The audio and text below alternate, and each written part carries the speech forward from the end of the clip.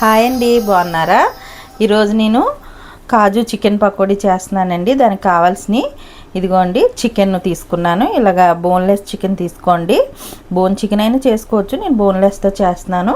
ఇదేమో అల్లం, వెల్లుల్లి, పచ్చిమిర్చి 3 కలిపి పేస్ట్ అండి. ఇది అవసరం పడుతుంది. ఇదేమో గరం మసాలా, కారం, సాల్ట్, పసుపు, ఒక ఎగ్, ఇదిగోండి బియ్యం పిండి 1 స్పూను, మైదా 1 స్పూను, శనగపిండి 1 స్పూను, జీడిపప్పులు. మనం కాజు చికెన్ పకోడీ కాబట్టి మనకి ఎన్ని కావాలితే అన్ని జీడిపప్పులు వేసుకోవచ్చండి.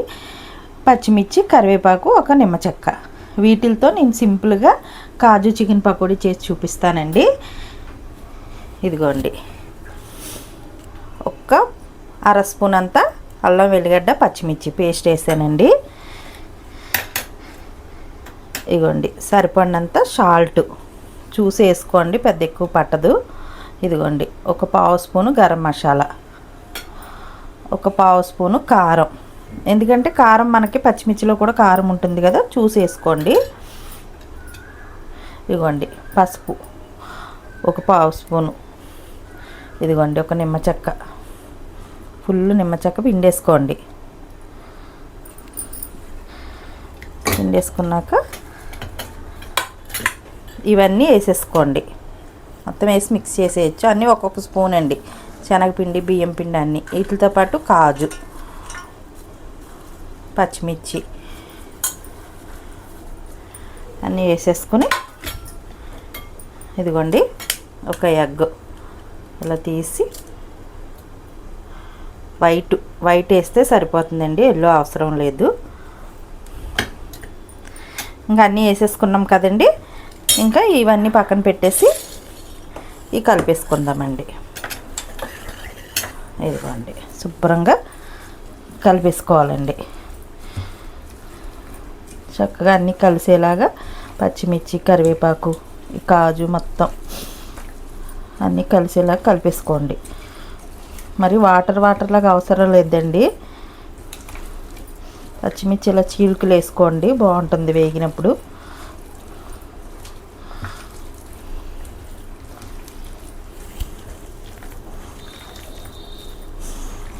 మీ క్వాంటిటీ బట్టి, నేను చేసే క్వాంటిటీకి అన్నీ ఒక్కొక్క స్పూన్ తీసుకున్నానండి. శనగపిండి, బియ్యం పిండి, మైదా. శనగపిండి ప్లేస్లో కార్న్ఫ్లోర్ అయినా వాడుకోవచ్చండి. శనగపిండి వేస్తే ఇంకొంచెం బాగుంటుంది. ఇదిగోండి, శుభ్రంగా కలిపేసాను. ఇలాగే గట్టిగానే కలుపుకోండి, మరీ వాటర్లా కలుపుకోవద్దు, ఆయిల్ పీల్చేసుకుంటుంది. ఇలా కలిపేసుకోండి. కలిపేసుకుని ఒక పావు గంట పక్కన పెట్టేద్దామండి. మిగతా ప్రాసెసర్ మళ్ళీ ఇదిగోండి, ఒక పావు గంట 20 నిమిషాలు పక్కన పెట్టాను. ఇదిగోండి, చక్కగా ఇలా కలిపేసుకుని అదిగోండి, పొయ్యి మీద ఆయిల్ పెట్టి, బాండి పెట్టి ఆయిల్ వేసాను చూడండి. ఆయిల్ హీట్ అయింది కదా. ఇప్పుడు ఇవన్నీ చక్కగా ఒక్కొక్కటి ఆయిల్లో వేసేసుకోవడమే. ఇలా కాజు చికెన్తోనే ఇలాగ వేసుకుంటే మనకి బాగుంటుందండి. చికెను వేయించి కాజు వేపి పైన వేసి కన్నా ఇలాగ చికెన్తోనే రోస్ట్ అయితే చాలా బాగుంటుంది. దీన్ని కాజు చికెన్ పకోడీ అంటారు. ఇదిగోండి, అన్నీ ఇలాగా మంట మీడియం పెట్టుకుని ప్రతిదీ ఇలా ఒక్కొక్కటి వేసేసుకోండి చక్కగా.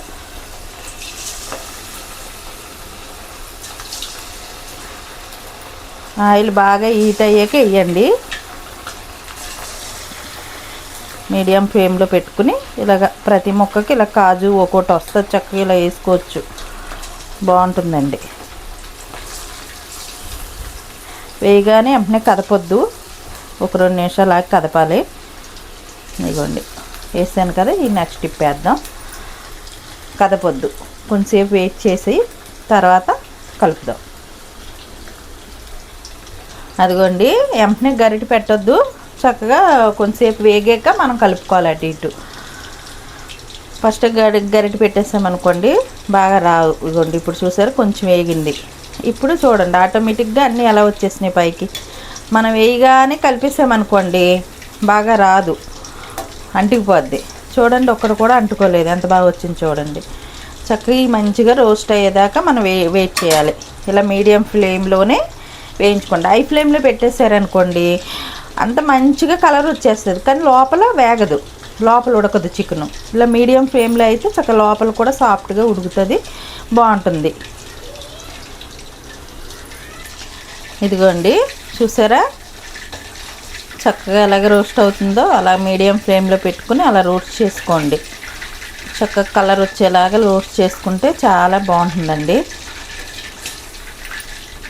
మీరు ఎగ్ కూడా వేసేటప్పుడు వైట్ వేయండి, ఎల్లో వేయకుండా వైట్ వేసి మీ క్వాంటిటీ బట్టి కొంచెం అనుకోండి, ఒక పావు కిలో అరకిలో అలా అయితే ఒక ఎగ్ వేయండి. అంత మించి ఎక్కువైతే 2-3 ఎగ్గులు వైట్ వేస్తే బాగుంటుందండి ఎల్లో కన్నా. ఒకసారి అలా ట్రై చేయండి. ఈ కాజు కూడా చక్కగా ఇలాగా చికెన్తోనే వేగితే మనకు టేస్ట్ బాగుంటుంది. చూసారా మంచి కలర్ వచ్చేసింది చూడండి.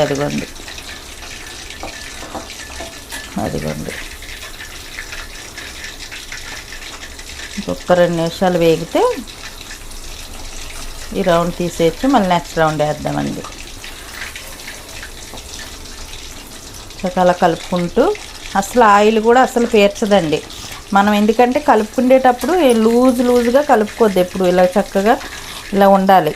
వాటర్ వేసేసి నీళ్ళుగా కలుపుకుంటే ఆయిల్ అంతా పీల్చేసుకుంటుంది, మనకి బాగా రావు. ఇదిగోండి చక్కగా వేగిపోయింది చూడండి, తీసేస్తున్నాను. చూసారా ఎంత మంచి కలర్ వచ్చిందో, చాలా బాగుంటుందండి. ఈవినింగ్ టైం పిల్లలకి కానీ పెద్దవాళ్ళకైనా చాలా సూపర్ ఉంటుందండి. స్నాక్స్ కింద పిల్లలకి చేసి పెట్టినా చక్కగా తినేస్తారండి.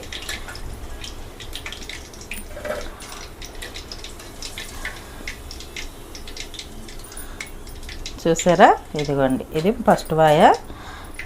నెక్స్ట్ టిప్ వేద్దామండి. అంతే, ప్రతి టిప్పు ఇలాగ చికెన్ పీస్కి ఇలాగ కాజు ఇలా అంటుకోండి, ఇలాగా వేసుకోండి. ఒక్కొక్కటి ఇలా వేస్తే చక్కగా అన్నీ ఈవెన్గా వస్తాయండి.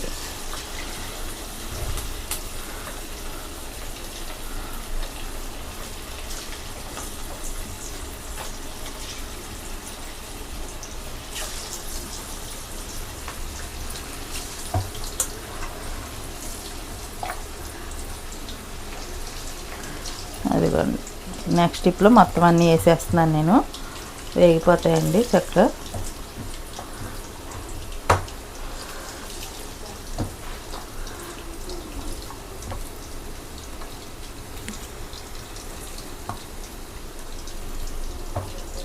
చక్కగా మంట మీడియం ఫ్లేమ్లో పెట్టుకుని చక్క మంచిగా వేయించుకోండి.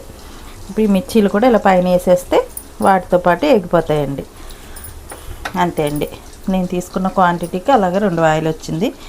అవి కూడా ఎగాక చూపిస్తానండి.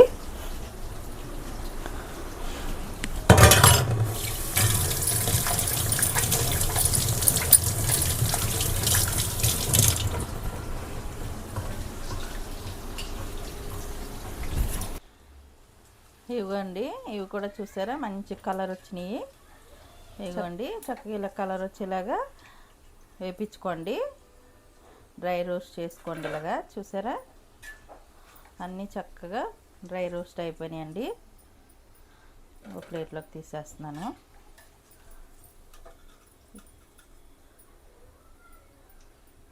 ఇదిగోండి అస్సలు ఆయిల్ పీల్చుకోదండి, మనం చక్కగా కలుపుకుండేలా కలుపుకుంటే.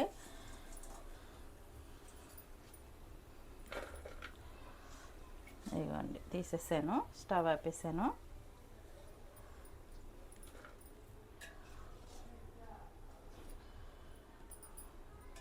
అంతేనండి, simple and tasty kaju chicken pakodi ready. నచ్చితే మీరు కూడా ట్రై చేయండి, సబ్స్క్రైబ్ చేసుకోండి.